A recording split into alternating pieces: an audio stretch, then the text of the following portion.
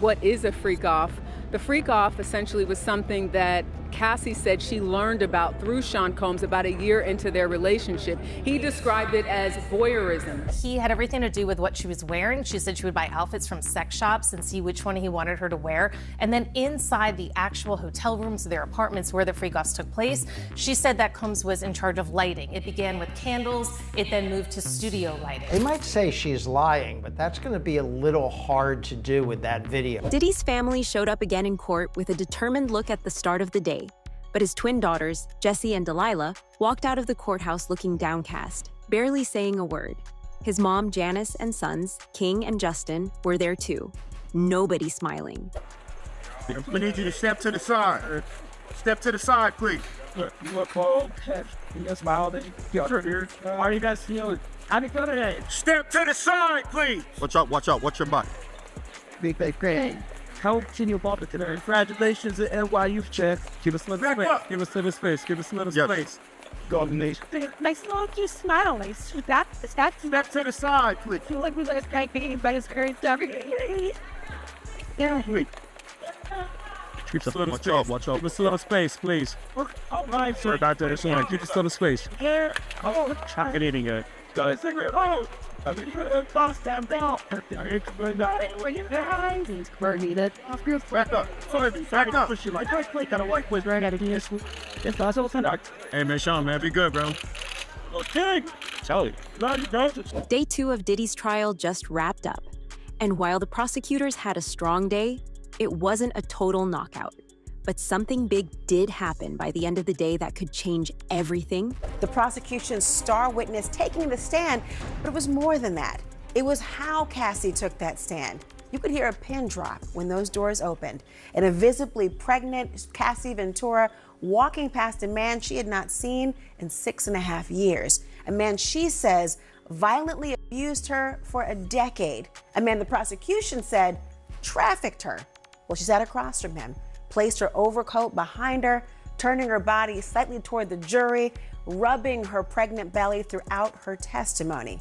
Diddy, well, he was more fidgety than he was the day before. He was passing notes. He pushed himself away from the defense table and largely sat like that.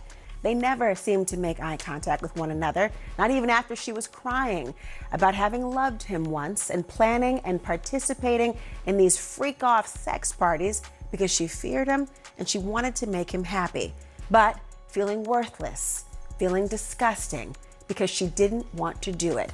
Now, with each moment, the testimony became more and more graphic. Her delivery, though, it never changed.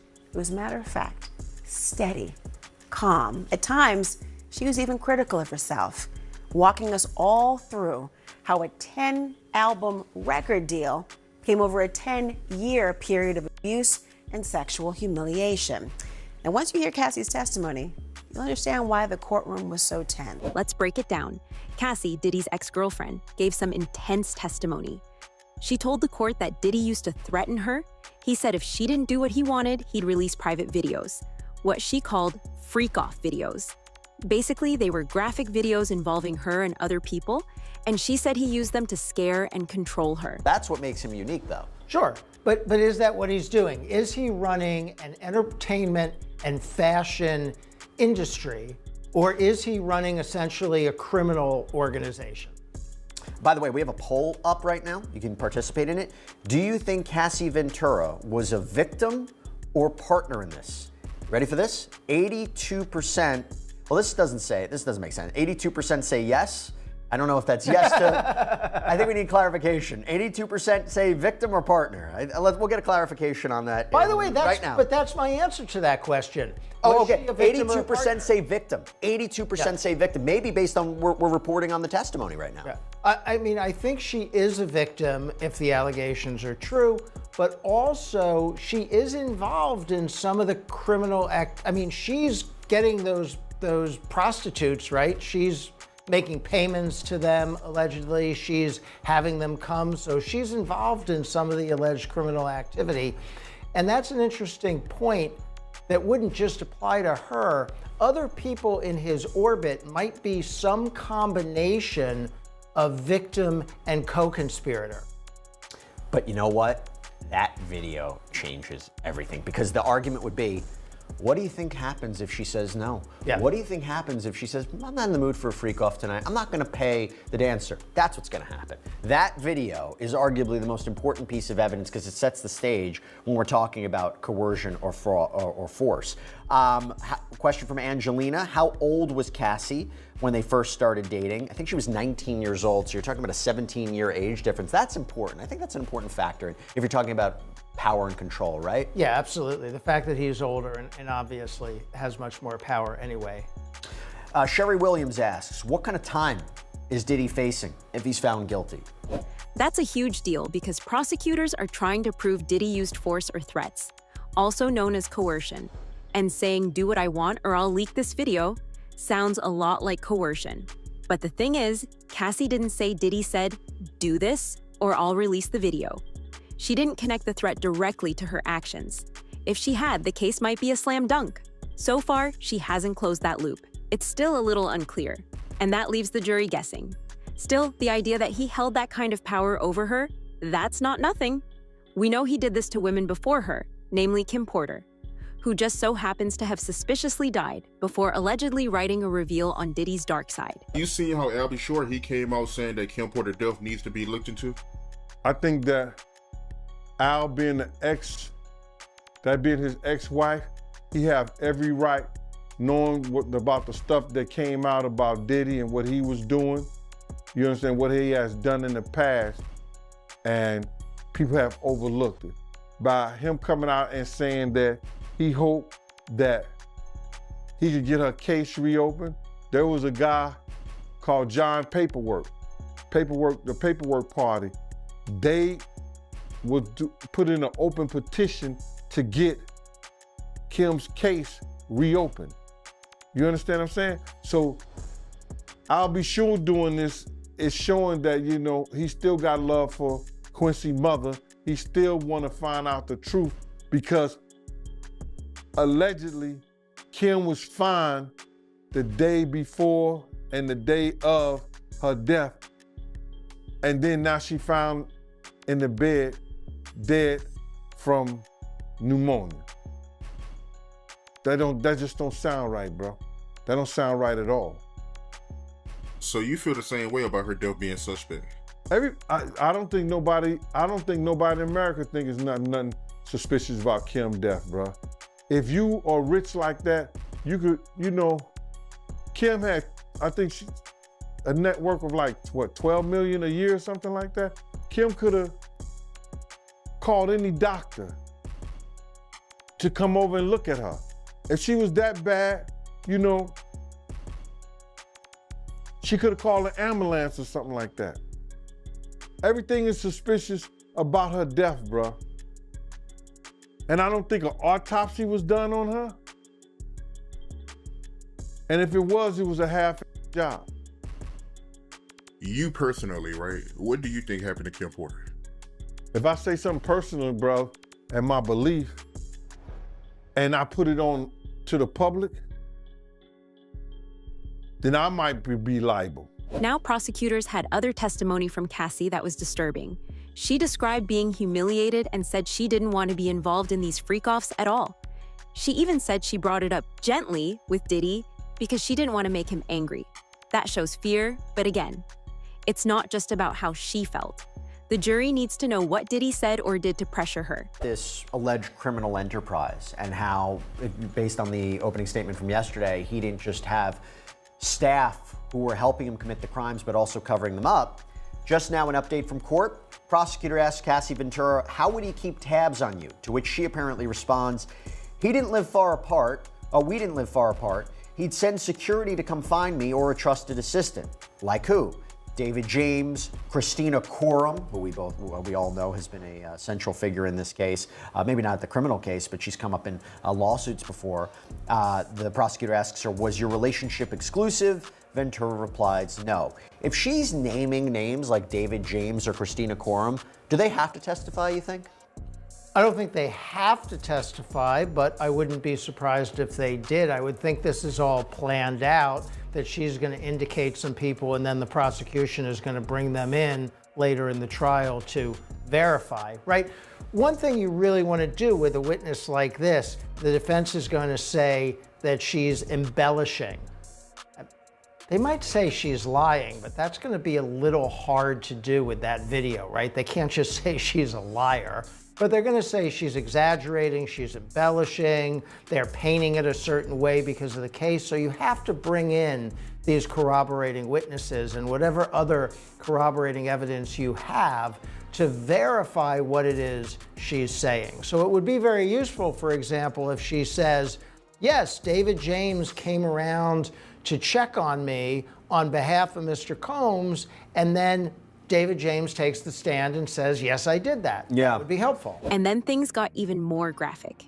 Cassie said Diddy, or people he told to, urinated on her during these freak-offs. The prosecutor asked, did you want that? And Cassie flat out said, no, it was disgusting. I choked. I didn't want anyone to do that. When asked why she didn't say no, she said it was obvious she didn't want it. But here's where the defense might push back. They could argue, did you say no clearly? Did he force you anyway?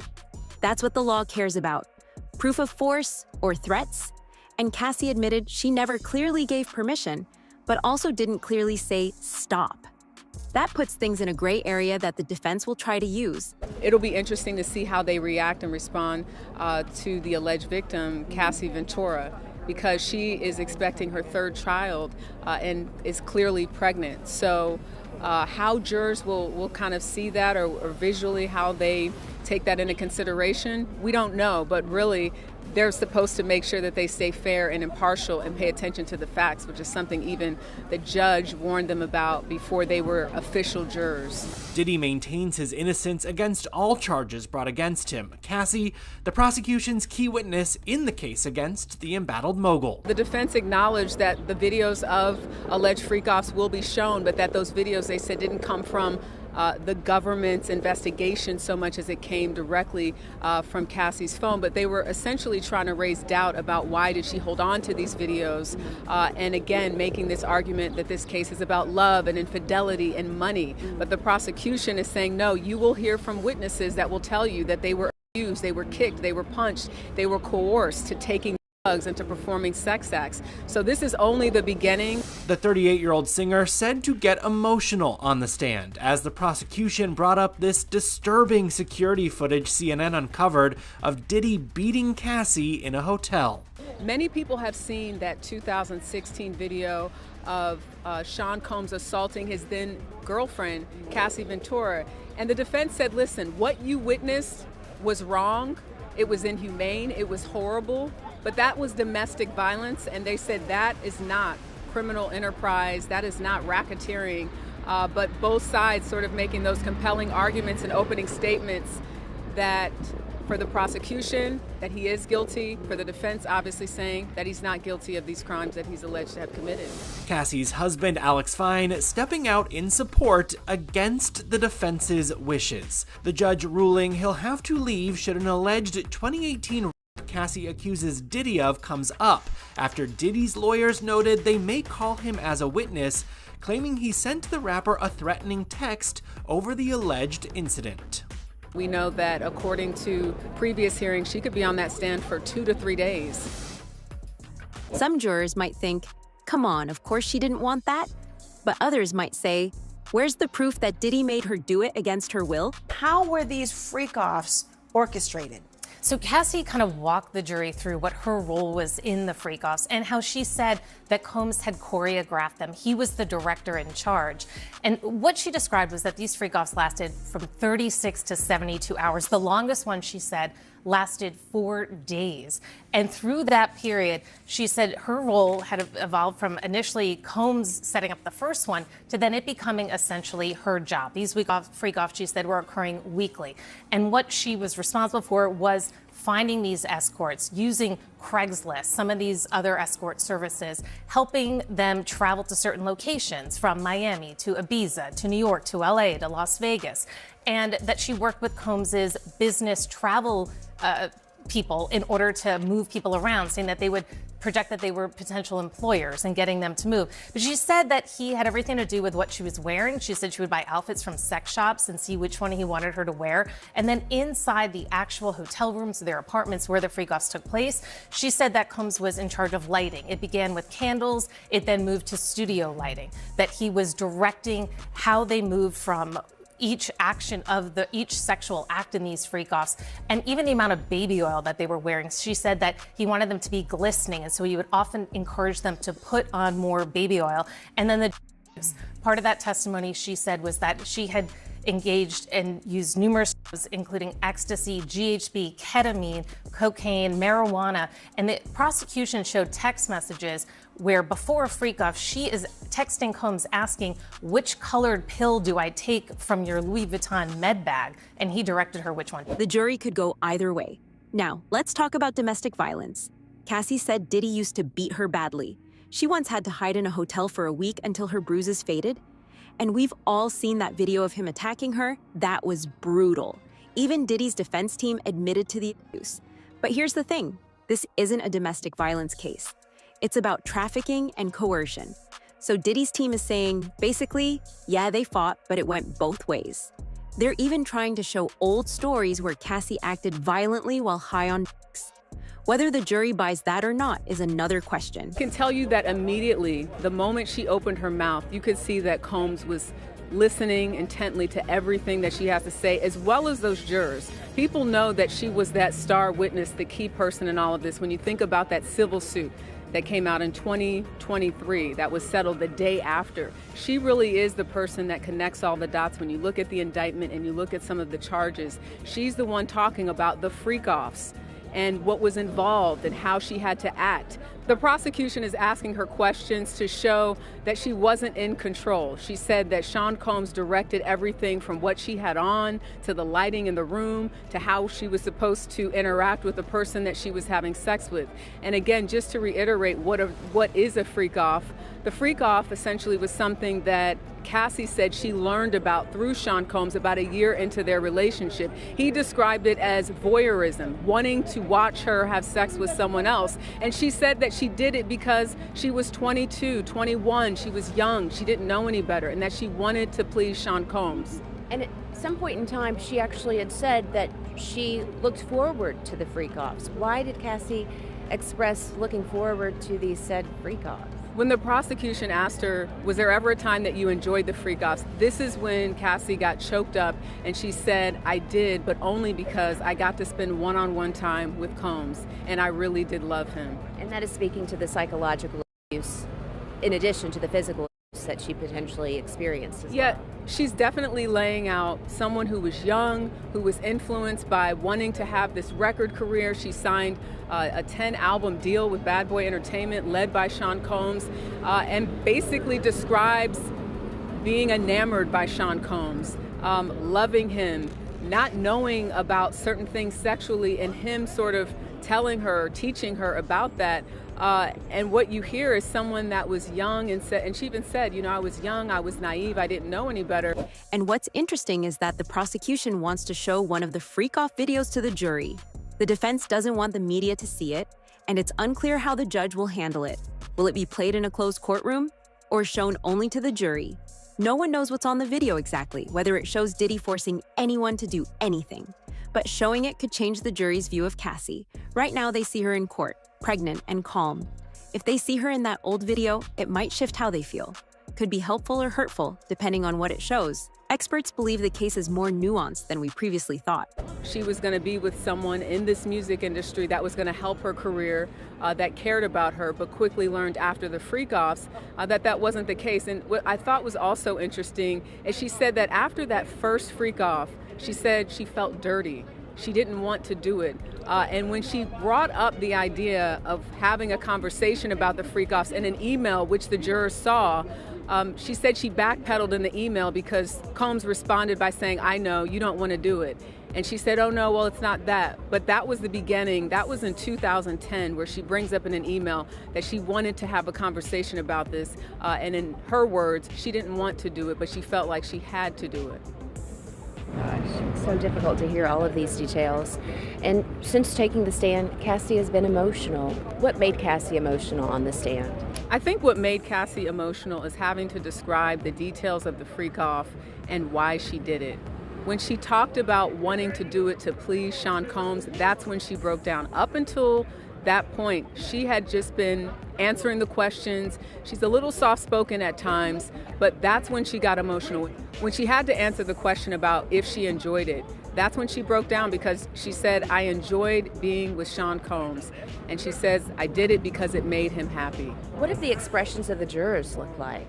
The jurors are laser focused on what Cassie has to say. And that's to be expected, right? Because she is the person who will likely be on the stand, according to attorneys, for 2, maybe 3 days. She's the one that was in the relationship with Sean Combs for over 10 years. So she's got a lot to say, and she's just getting started. Right after this testimony, something major happened to end the day. Cassie talked about the infamous 2016 incident at the Intercontinental Hotel. That's when Diddy beat her so badly it went viral. She said she tried to leave a freak-off early because she had a premiere coming up. But between sessions, Diddy hit her. She said she ran to the elevator and was suddenly thrown to the ground. That moment reminded the courtroom, and the world, just how violent things had gotten. Now, people can't help but see the similarities between the allegations Cassie raised and the ones we heard about Diddy's treatment of Kim Porter. Heck, Kim was even mentioned in court on day 2. Cassie Ventura is sharing new details about her relationship with Sean Diddy Combs. While testifying against her ex in his sex trafficking trial, the pregnant singer, who is currently expecting her 3rd child with husband Alex Fine, reveals to the jury that there was actually an overlap for when she and the late Kim Porter dated the rap mogul. In court, Ventura says, per NBC News, that she and Combs first started their physical relationship when they went on a trip to Miami. It was when they returned home that they began spending more time together, though the relationship was, quote, not public for many years. Ventura adds that Combs didn't want it to, quote, look bad, but also knew it was because of his children and personal things like his family. When she was asked who he was with at the time, Ventura replies, quote, Kim Porter. Combs and Porter, who unexpectedly died in 2018, reportedly dated on and off from 1994 to 2007. With them becoming parents to son Christian, twin daughters Delilah and Jessie, and Porter's son Quincy, whom she had from a previous relationship. Their romance ended in 2007, with her choosing to pack up all of her belongings and move out of their home while Combs was out of town. Porter has previously said to Essence magazine that she wanted it to be, quote, dramatic, adding, quote, if I pack up everything, twins and all, it means I'm out. Puffy's an action person, not a talk person. Ventura and Combs reportedly dated from 2007 to 2018, with her sharing after their romance that he was frequently violent towards the end of their relationship. Last May,